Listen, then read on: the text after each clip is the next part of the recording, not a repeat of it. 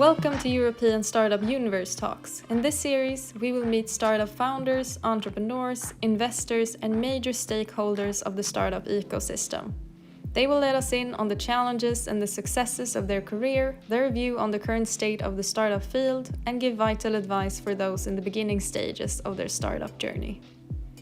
If you're in the early stages of your startup and are looking for an opportunity to take it to the next level, join the 6-week European Startup Universe initiative of your country.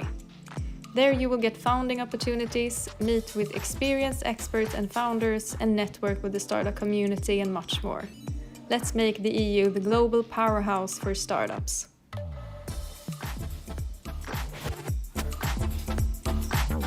I want to say a huge welcome to European Startup Universe Talks. I am Maritza Klingsborg, and we are here today with Panis Pieri, a startup journalist and entrepreneur. A big welcome. Hi, Maritza, and big welcome also to the fans and viewers, listeners of European Startup Universe. Yes. Nice to be here with you. Yeah, it's very nice to have you. So I would just, could you describe and tell me a bit about what you do in your career? Yes, okay, I would take it from the start. I studied a bit of business and IT. I used to be working a lot of years in media and marketing and journalism.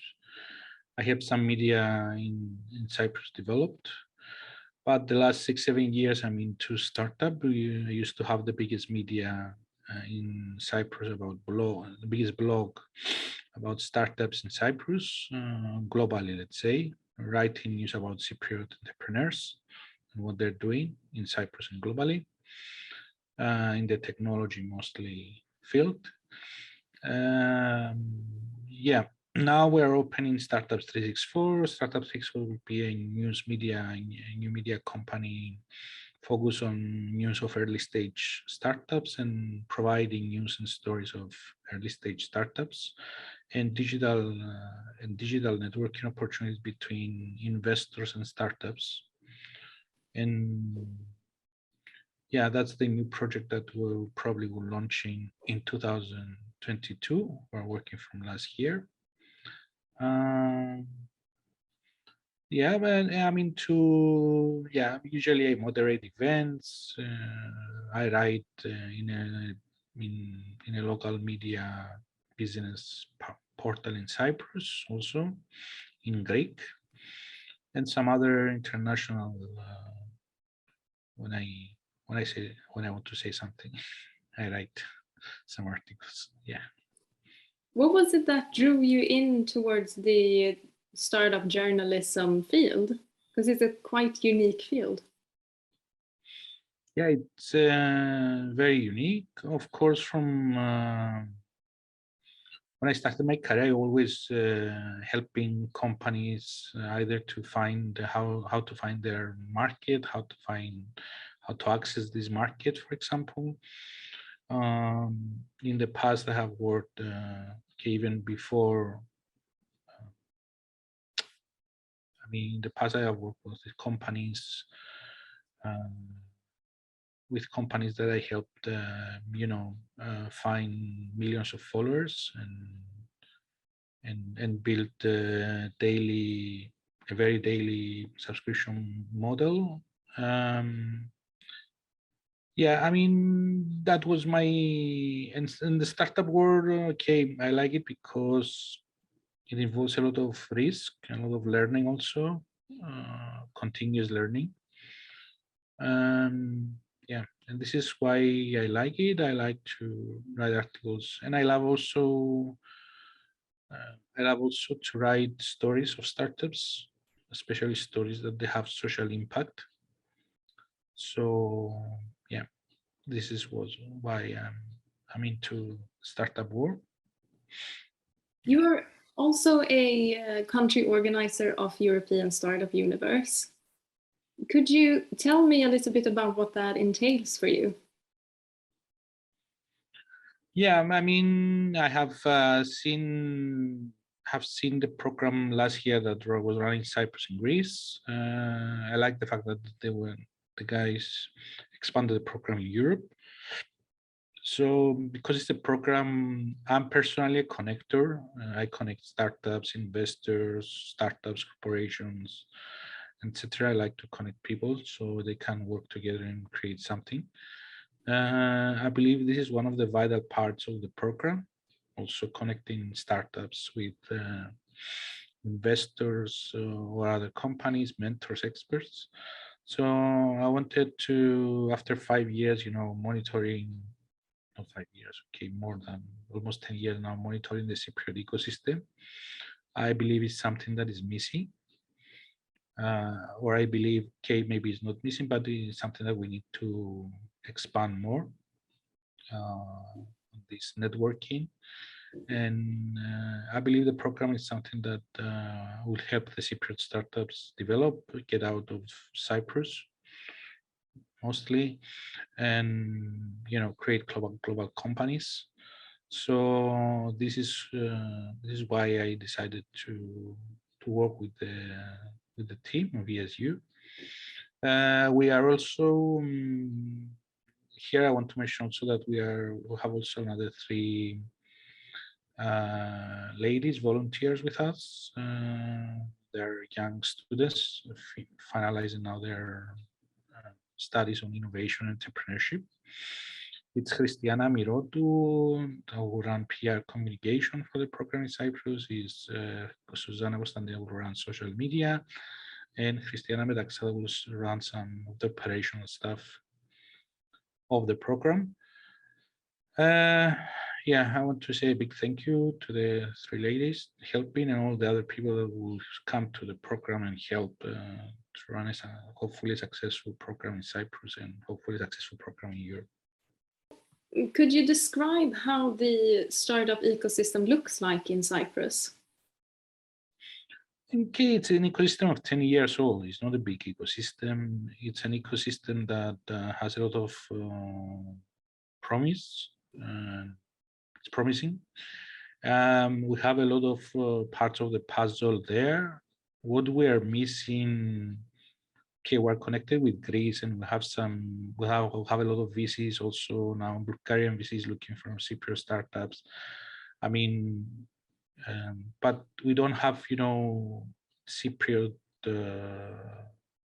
investors or venture capital to work with. I mean, Cypriots that they understand also very few understand technology, how to invest in technology.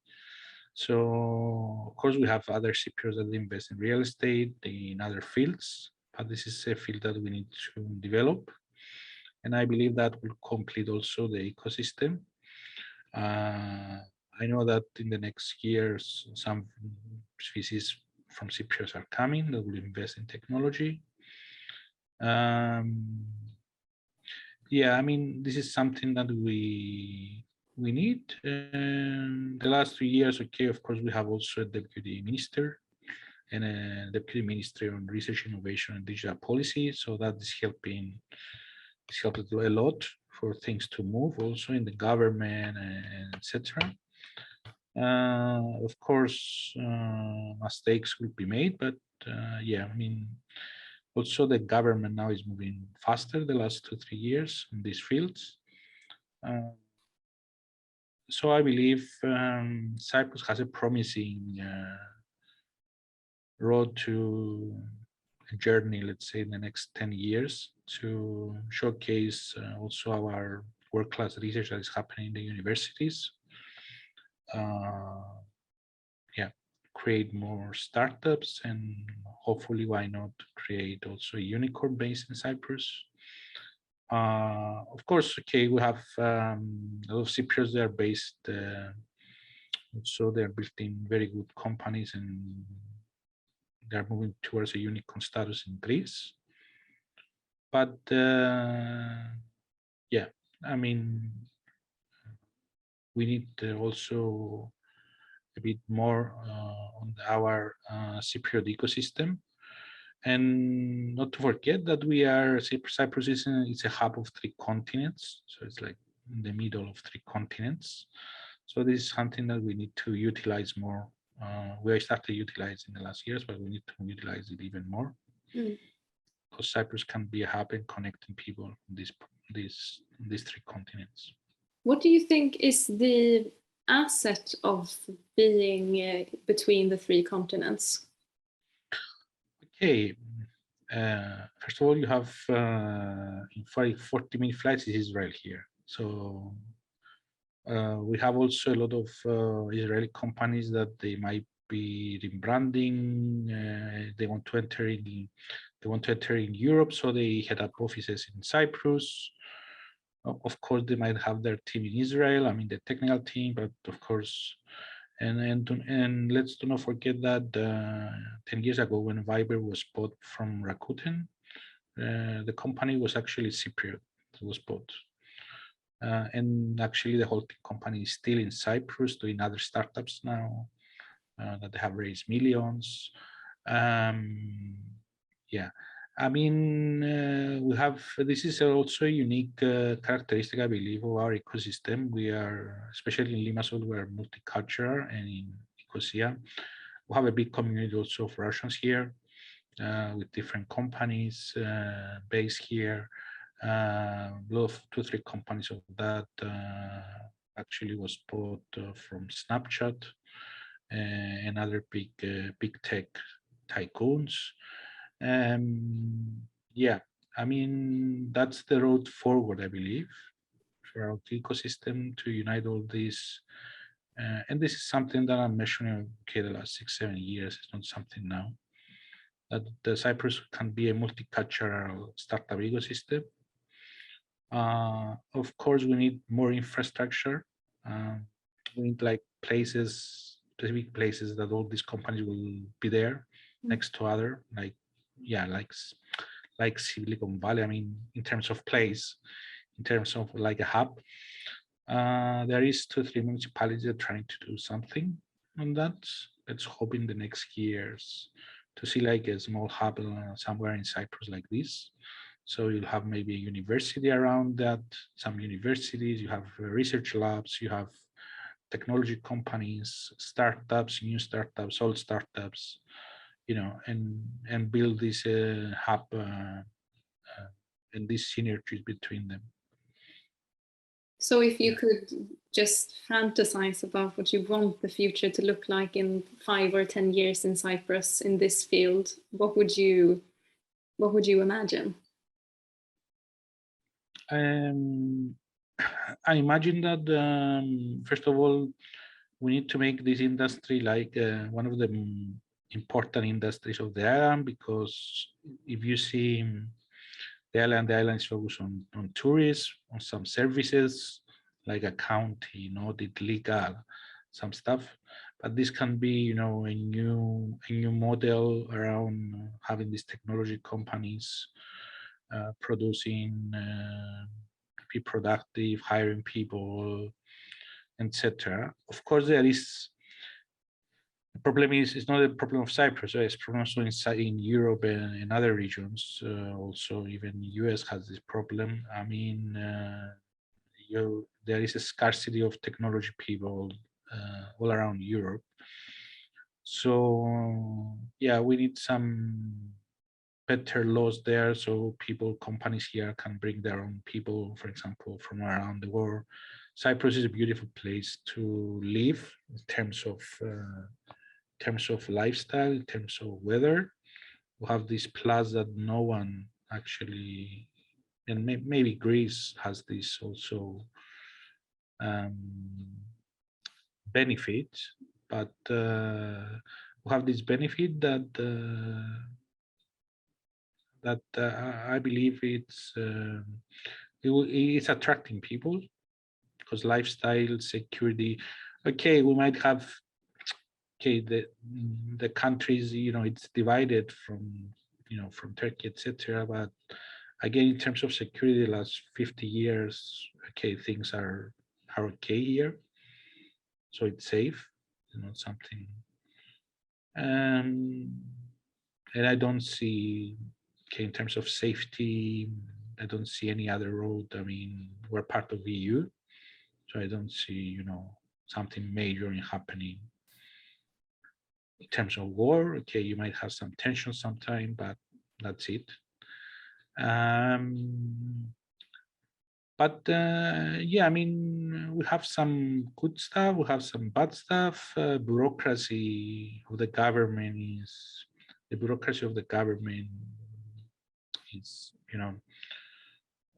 things things do not go fast as possible as a startup needs. But I believe that will be changed in the next 5 years, slowly. It would become better at least. And it's good if we come and find ways like Sonia did, register very fast a company, if it's a startup, if it's technology, and attract some key players here. For some industries, we have some key players. For example, in the gaming industry, we have Nexters and Work Gaming. They have headquarters in Cyprus, is like two of the biggest companies in the world on the doing games. Yeah, I mean, this is what I'm projecting, let's say.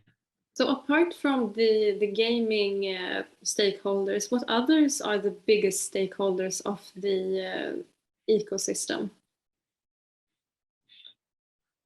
Okay, the last 2-3 years, we have the government that is becoming the main stakeholder of this ecosystem. Of course, we have other accelerators, we have incubators, we have 1 incubator, 2 incubators. We have some R&D companies. We have some new NGOs. They are into all the new NGOs. They're pushing technology and more startups and innovation. Do you want me to mention some names, or I don't think? I mean, I don't want to mention some names because I might forget anybody, and because I'm a journalist. They would say you forgot us, so I don't want to mention anybody. But a lot of these people, they would be also supporting our ESU Cyprus. So you'll be able to find them in the next 2-3 weeks in our page as community partners or as supporting this project also that we're trying to run in Cyprus. That's interesting. Yeah, I would like to ask you as well, the big stakeholders of Cyprus, what do you think was the reason that they succeeded in the way that they did?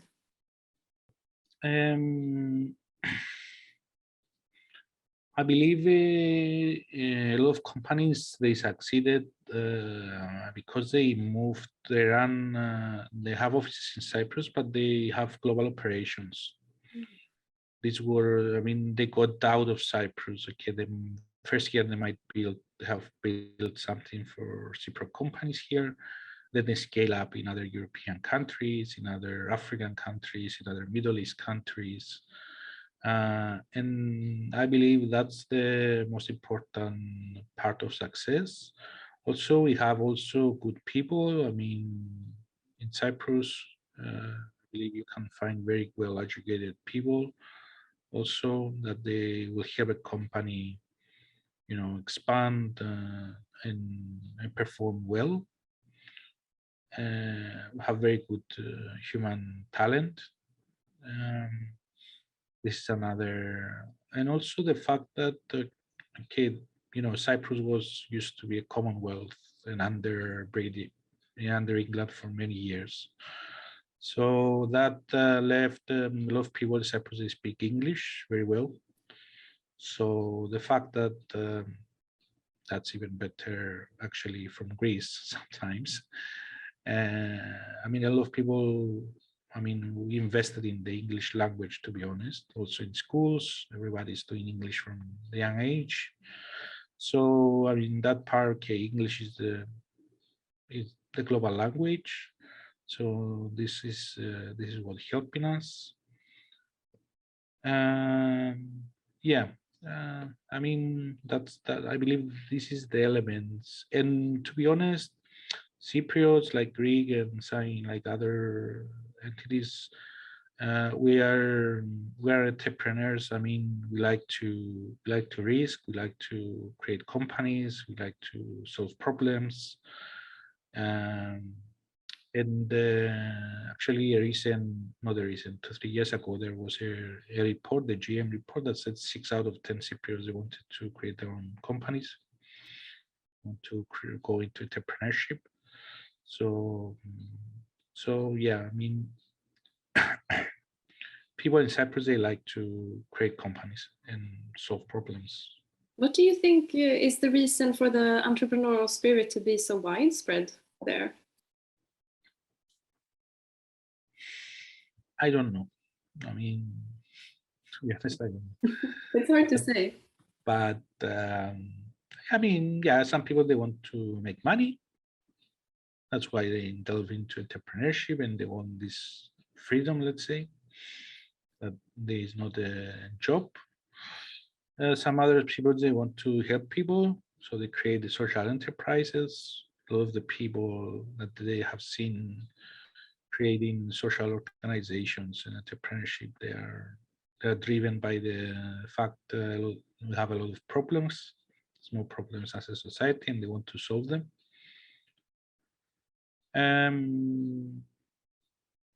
Yeah, I believe these are the two, let's say, main reasons. Yeah. You have worked or mentored a lot of different startups.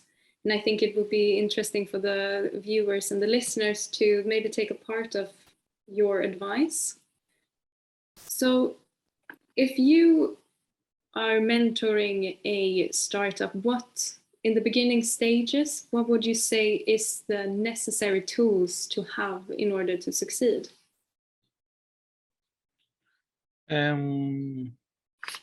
Okay, yeah, in the past I have mentored a lot of startups in pro bono. Nowadays, okay, because our the new project, I'm avoiding a bit mentoring. So I organize events like Startup ESU to bring other mentors together with startups. But yeah, I mean, in my opinion, after 20 years being working and building and built 3-4 companies, some they failed, some I believe they will succeed in the next future. I believe that there is two main things. First of all is the team. You need to find the right people to build what you want to build or to solve the problem that you want to solve.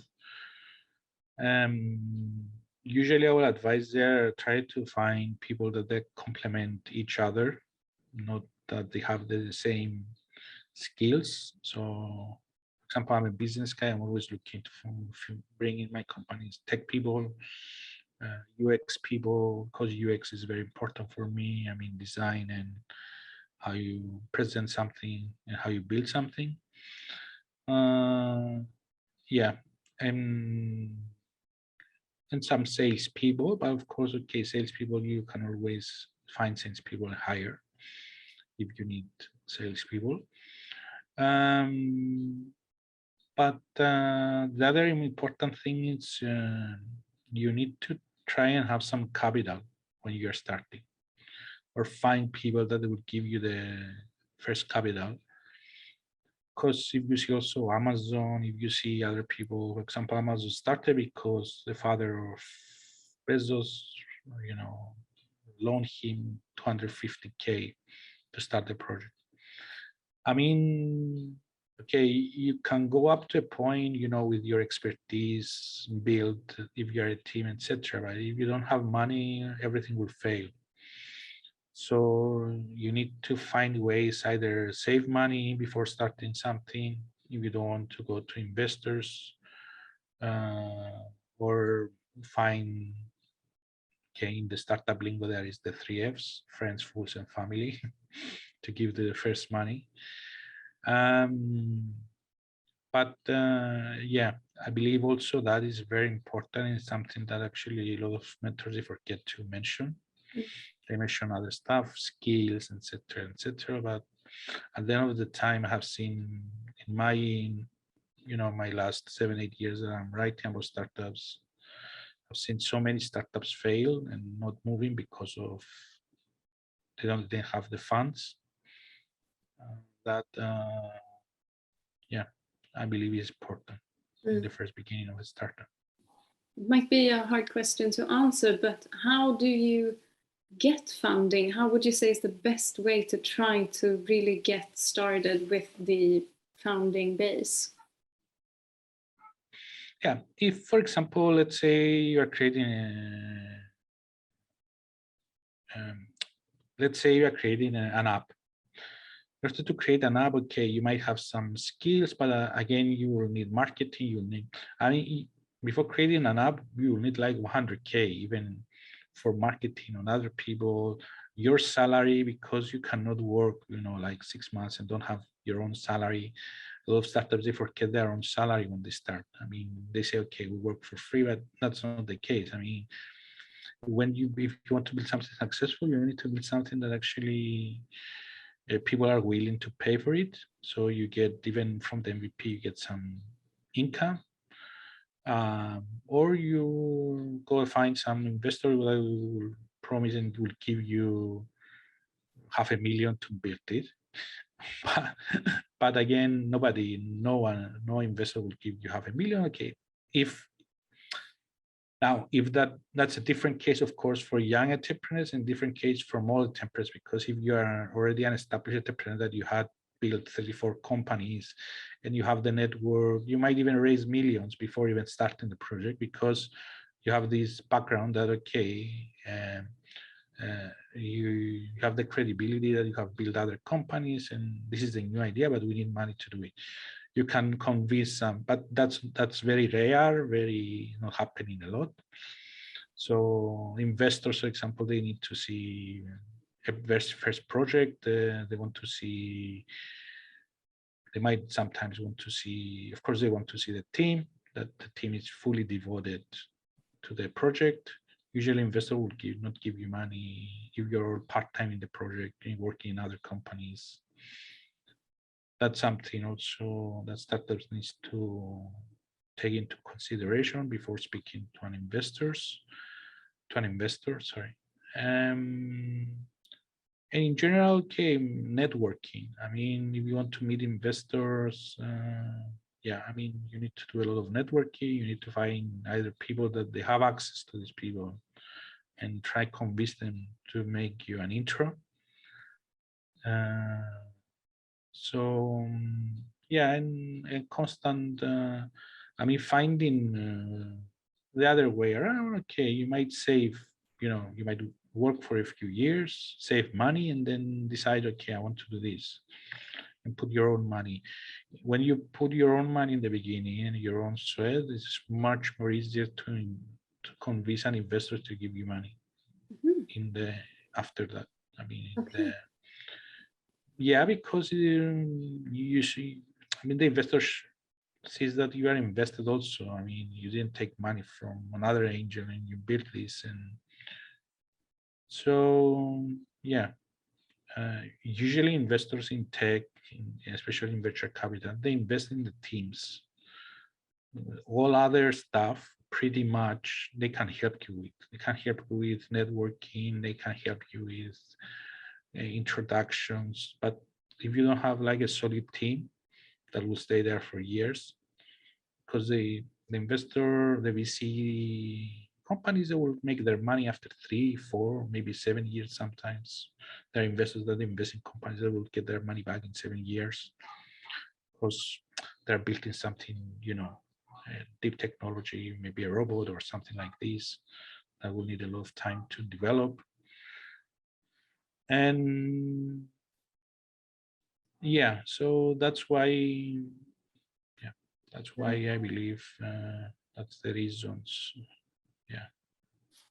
It's when you're building the team, do you have any clues or sort of advice for people to know what, like, if they have found the best team? Some things that I saw, and some actually there was also reports about this stuff. I mean, when you build a team, try to also have one guy that maybe it's between 30 or 50, or I mean, a more experienced guy in the team that also actually knows also the industry. Usually, have seen a lot of teams, you know, young people, they're all young people, they don't know the industry, they fail until they learn the industry, they have different issues. So you always need to have one guy that actually has 10, 15 years in the industry that you're trying to work with. So he can bring some experience and etc. So yeah, my advice is connecting youth passion with experience somehow in the team. Always try to be in diverse team, have ladies, I mean, in the team. Also, it makes things different. Multicultural also teams work, I believe, better. To be honest, not all of the team to be Cyprus, for example. I mean, also, okay, in terms of if you are going to go to investors after and ask for money, if you have very big teams, you know, with 6, 7 founders, sometimes it becomes difficult, you know, when you're discussing to get funding from a VC, how much he will get, you know, equity in the company, etc. So try to keep the team up to 2, I mean, the initial founding team up to 2 or 3 people. Because it's easier after to bring also some big investors in the company. If you are going that way, maybe if you're not going that way, you want to bootstrap, you want to, you know, start making sense, and you probably will not need any investment down the road, and you are going to build something slow, I mean, more slow. Then okay, you need the other way around. Well, I mean, you need more people maybe in the founding team that will get more work done, and you know. But of course, while building the team and the company, it's always good to give share options to employees, so they are invested.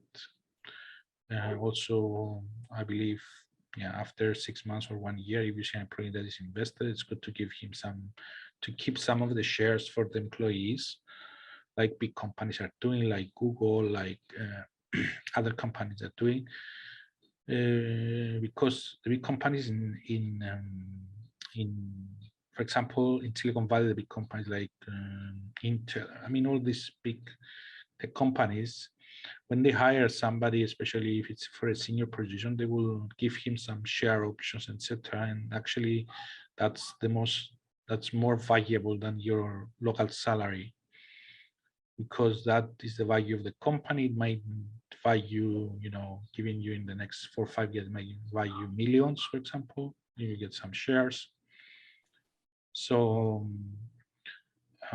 yeah, you see a lot of people working in these companies because they have like they have shares of the company, so they feel also, it's the feeling also of feeling the company as your own.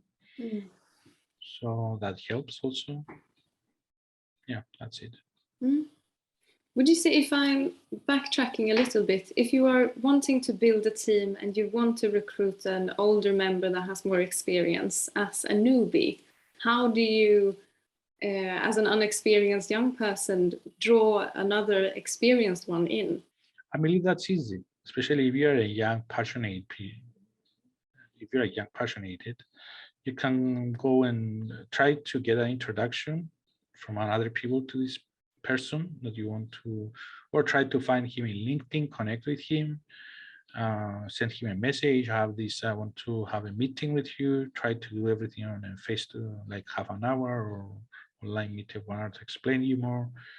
And if the young people, they show their passion, etc., I believe they can convince experienced people to come, or even come maybe as they might start to come, if they want to come as founder, they might come as an advisor, a more invested advisor, that slowly can become a founder. So maybe that is also process that a young individual can follow. I mean, put this guy as an advisor. Always try to attract these experienced guys, by asking them advice. I mean, in what you're doing, not immediately going hard selling. Okay, I want you to become our founder. Yeah. I mean, and also this is happening also with a lot of investors. If you want to attract investors, sometimes it's good to ask them for advice, and then show them through the call, show them what you're doing. Don't try asking them the first meeting for money, to be honest. Okay. I mean, it's about building a relation. If you truly want to build a relationship and you believe that that's the guy, you build a relationship with him. That's the way forward. Either if that is an investor, either if that is the guy that you want to bring in the team, either a guy that you want to bring as your employee. Try to be honest and open with them, and try to want to create this partnership. I mean, building a company with people, it's like a marriage.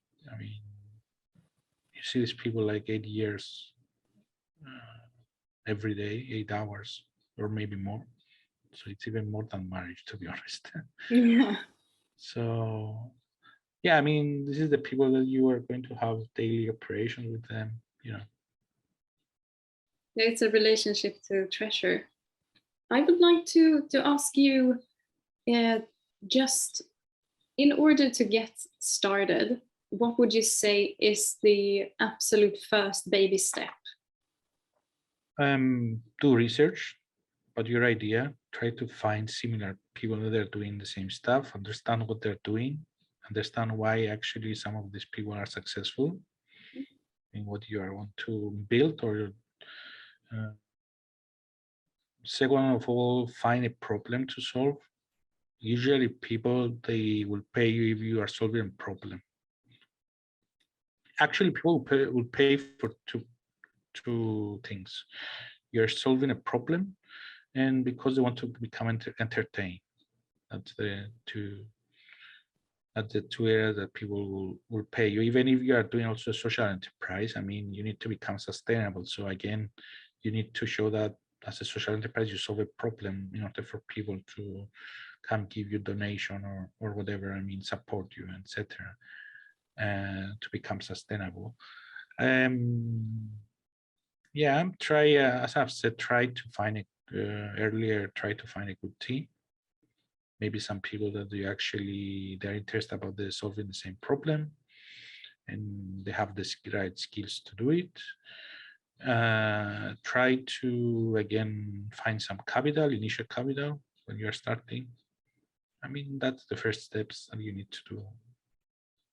I think that was a good summary of what we talked about. Is there anything you would like to add before we wrap up?